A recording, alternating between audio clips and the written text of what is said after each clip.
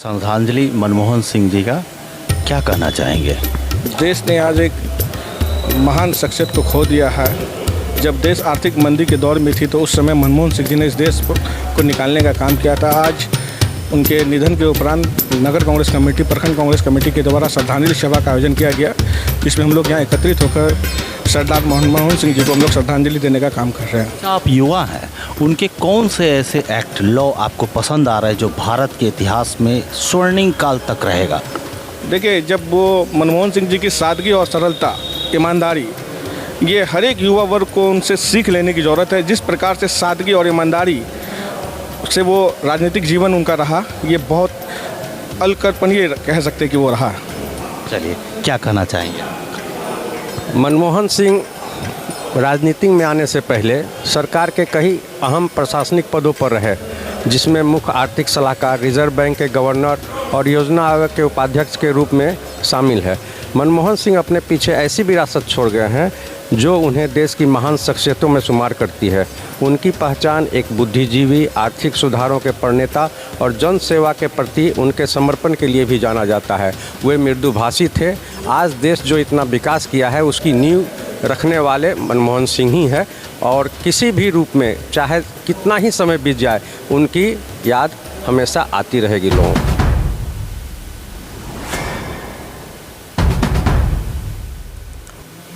जाहिर बात है कि मनमोहन सिंह के बारे में क्या कहा जा सकता है। वो तो एक ऐसे विद्वान थे जिन्होंने डूबते हुए अर्थव्यवस्था को, भारत के नैया को उन्होंने बचाया था, जबकि पूरी दुनिया में अर्थव्यवस्था डूब रहा था। और वैसे व्यक्ति ने, ऐसे विद्वान व्यक्ति ने भारत को उस परिस्थिति से बचा करके निकाला। इनके बारे में हम और इससे ज़्यादा क्या कह सकते हैं। आज पूरा भारत रो रहा है। इनके जाने से बहुत बड़ी क्षति हुई है भारत को। बहुत सा ऐसी यादगार कानून, जो ऐसे लॉज एक्ट बनाए गए जो आज भारत के स्वर्णिम इतिहास में लिखे जाएंगे मनमोहन सिंह के द्वारा, इनमें से सबसे अच्छा एक्ट कौन सा लगता है जो मनमोहन सिंह के द्वारा दिया गया भारत को?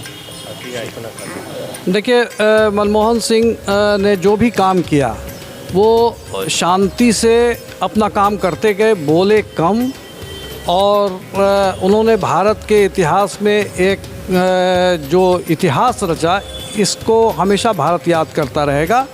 आपने देखा होगा, सबसे बड़ा अधिकार जो उन्होंने दिया वो सूचना का अधिकार दिया, जिससे आम लोग किसी भी जानकारी को प्राप्त कर सकते हैं। और मनरेगा वन, जिस मनरेगा के बारे में बाद में आई हुई सरकार ने बहुत कुछ आलोचना किया, लेकिन उन्होंने उनका दिया हुआ आज भी उससे गांव घर के गरीब मज़दूर लाभान्वित हो रहे हैं। इसके बाद उन्होंने आधार कार्ड दिया। ऐसा कई योजना भारत को उन्होंने दिया है जिसके लिए भारत हमेशा उनको याद करता रहेगा। चलिए, लाइसेंस राज को ख़त्म करने में मनमोहन सिंह का बहुत बड़ा योगदान रहा, क्या कहना चाहेंगे उस पर? मनमोहन सिंह बहुत दूरदृष्टि रखने वाले अर्थशास्त्री थे और वह काफ़ी नीचे से ऊपर बढ़े थे। आप जानते हैं कि पाकिस्तान से आकर हिंदुस्तान में पढ़ना, लिखना और अपना जगह बनाना, ये उनके ही व्यक्तित्व का प्रतीक है। क्योंकि एक काफ़ी गरीब परिवार के होते हुए भी अपनी क्षमता से, अपनी बुद्धिमत्ता से वो आगे बढ़े और जहाँ भी रहे अपनी छाप छोड़े। चाहे वो हार्वर्ड यूनिवर्सिटी के प्राध्यापक के रूप में हो, चाहे आरबीआई के गवर्नर के रूप में हो, चाहे फाइनेंस वित्त मंत्री के रूप में हो, चाहे प्रधानमंत्री के रूप में हो। उन्होंने भारत को विभिन्न योजनाओं तो दी ही, एक खाद्य सुरक्षा योजना दी भारतीय जनता के लिए कि कोई भी आदमी इस सुरक्षा के अंतर्गत भूखे इस देश में नहीं मर सकता है। सवाल है उसका इम्प्लीमेंटेशन का। आप जानते हैं कि जब वो प्रधानमंत्री के रूप में थे तो पूरे वर्ल्ड में मंदी की स्थिति थी। पूरे विश्व में अनेकों बैंक फ्लॉप हो गए, बंद हो गए, लेकिन भारत ही एक ऐसा देश रहा कि उनकी नीतियों के कारण यहाँ के कोई भी बैंक फ्लॉप नहीं हुआ, किसी भी जनता का एक पैसा नहीं डूबा। ये उनके दूरदृष्टि का सोच था कि भारत आज आर्थिक स्रोत के आर्थिक स्थिति के में काफ़ी मजबूत है और उन्हीं का देन है कि भारत आर्थिक स्वतंत्रता के रूप में जाना जाता है। चलिए, बहुत बढ़िया। मनमोहन सिंह का एक वाक्य हमेशा याद आता है कि इतिहास न्याय करेगा, और वाकई में आज इतिहास न्याय करेगा। उनके स्वर्णिम काल को इतिहास के पन्नों में लिखा जाएगा। जय